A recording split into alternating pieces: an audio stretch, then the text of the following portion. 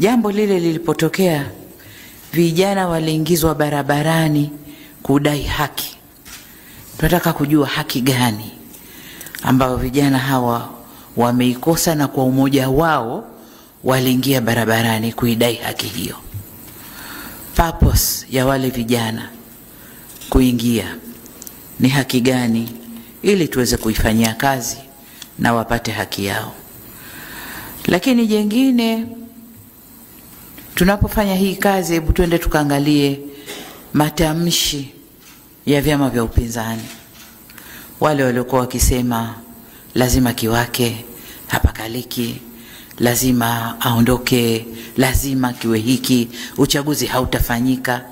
Kitu gani hasa kilichowaletea kufanya vile? Lakini katika kufanya hivyo, tuangalie uhusiano wa hicho chama na tume yetu ya uchaguzi.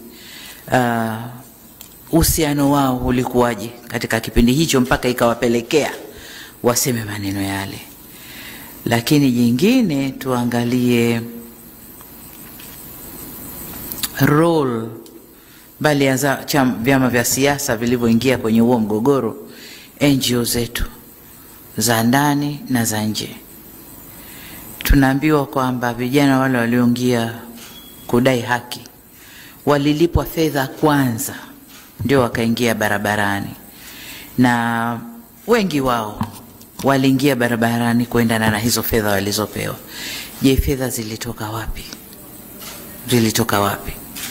Kwa hiyo haya tukaangalie NGO za ndani na nje wamechangia nini kwenye mambo haya. Lakini niseme hata kama kulikuwa na changamoto baina ya tume na vyama vya siasa, msajili na vyama vya siasa, serikali na vyama vya siasa, je, hakukuwa na njia nyingine nzuri zaidi? Njia ilikuwa ni ile moja peke yake ya kuingia, kuchoma nchi, kuchafua nchi, kusababisha vifo kwa wananchi? Hakukuwa na njia nyingine ya kurekebisha hizo kasoro? Hebu tuendeni tukaangalie pia.